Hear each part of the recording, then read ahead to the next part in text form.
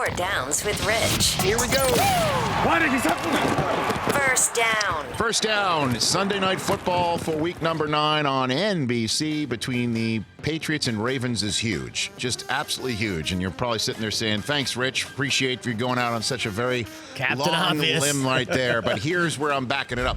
Patriots have 8 wins right now. Yep. No other team in the AFC currently even has 6. The most wins any other team has had in the AFC currently, because they haven't either played 8 games yet or because of injuries in the case of the Kansas City Chiefs, is 5. That's it.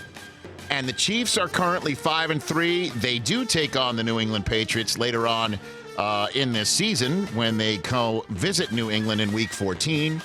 The Indianapolis Colts are currently having 5 wins. They don't face the Patriots at all. So a team that currently has 5 wins with an opportunity to take on the New England Patriots. You've got the Houston Texans, who take on New England on a Sunday Night Football at home in Week 13.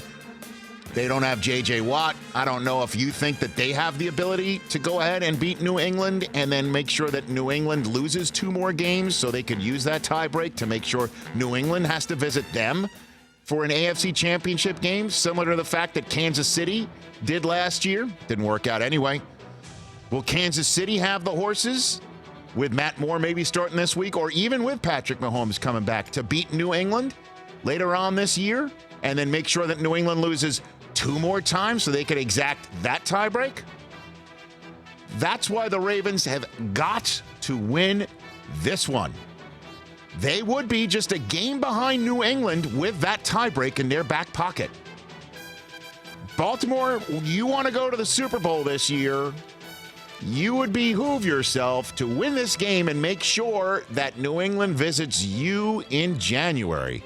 If they don't win it, New England's 9-0, you're 5-3, and you need New England to now lose 4 times over the last 7 games for you to have New England come visit your house. In other words, the 1 seed and home field advantage throughout the entire AFC playoffs could be on the line on Sunday Night Football. Whew. That's how huge this game is.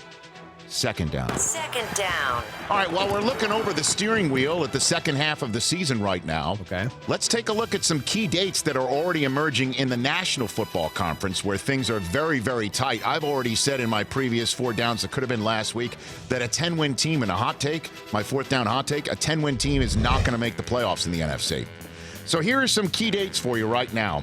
Week 10, Minnesota's at Dallas on Sunday Night Football. Seattle's at San Francisco on Monday Night Football. Those are some interesting dates to circle right now. Then fast forward to Week 12. Week dozen, the Packers are at San Francisco, and Week 12 finishes up with Seattle at Philadelphia on Sunday Night Football. Doesn't finish up, but that's a big game on Sunday Night Football. Reason why is if Seattle and Philadelphia don't win their division, that could be a tiebreak as to who makes the playoffs and who does not once we're done with the regular season. Week 14 is pretty darn big.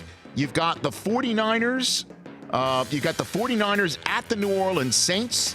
And then on Sunday Night Football, Seattle's at the Rams. By the way, how big was that kick that Greg Zuerlein missed? Because if he had made it, the Rams would currently be 6-2. The Seahawks would be 5-3. Completely reversed in the situation behind San Francisco right now. Then you've got Week 15, the Rams, after taking on Seattle at home on Sunday Night Football, they visit Dallas. Week 16 is huge, folks. You got one big one per day, because that's when Saturday football starts. Week 16, the Rams at the 49ers is a Saturday game. Then a Sunday game, fresh, I'm imagining will be late in the window. Cowboys at Eagles in Week 16. And then on Monday night, the finale of your Monday Night Football season is Green Bay at Minnesota. Nice game. And then your final NFC currently right now, looking over the steering wheel, key date, might be game 256 when you're looking at Week 17 in a win or go home or important for one of those teams. It's San Francisco at Seattle. That might have to be an NBC night game. As I'm currently looking over the steering wheel, it's just, through 8 weeks. But that's second out. Here's third down. Third down. All right, don't even try reviewing replay anymore. Just don't do it. Don't do it. I mean, it's clear that the NFL just has no interest in doing anything with replay unless it's as egregious as last year's NFC Championship game. And the thing is that this was not at all the way it was discussed with us in the media throughout the summer.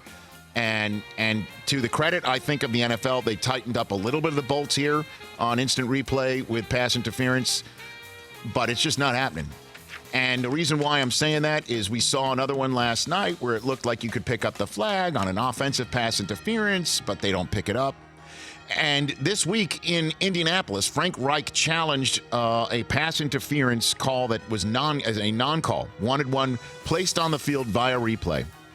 And with T.Y. Hilton on a crossing route, Cody Sensabaugh of the Broncos grabbed him, no flag. Reich challenged it. They actually put a flag for pass interference through replay. They actually instituted one. It was the first one in 5 weeks. So if I'm a coach and it's not called or it's called, I'm moving on. Yeah, don't even bother. I'm moving on right now.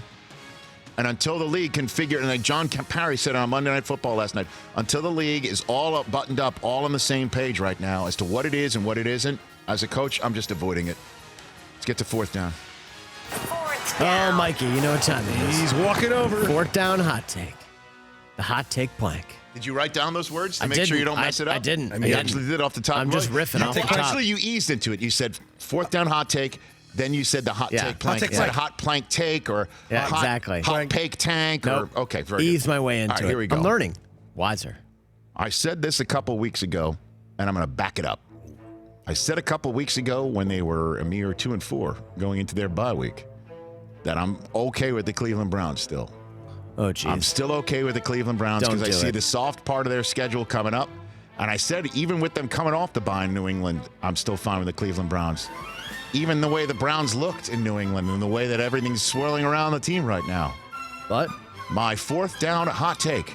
The Cleveland Browns will win their next 6 games in a row.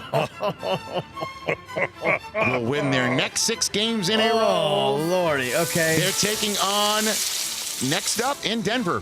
What, Brandon Allen? Is that his name? Brandon Allen. Brandon Allen. Never heard of him. First career start. That's a win. Then next up for Cleveland after that. This one concerns me. Home against Buffalo. Home for Buffalo. Home for Buffalo. But after that, a Thursday night short week game. Home against Pittsburgh. Okay. Home for Miami. At Pittsburgh. Home for Cincinnati. 6 straight, really? That's their next 6. They should win them all. I know Buffalo's tough, but Baker Mayfield needs to wake up dangerous when Josh Allen was chosen 6 picks after him strolls into town. Wake up dangerous, find Odell Beckham, unleash Myles Garrett. Guess who comes back in week 10 after this game in Denver? Kareem Hunt joins Nick Chubb, who should hold on to the football in the backfield. Jarvis Landry's a guy over the middle.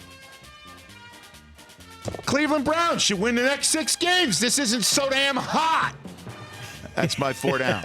For more of The Rich Eisen Show, tune to Audience Channel 239 on DirecTV for free on BR Live or download the Rich Eisen Show app.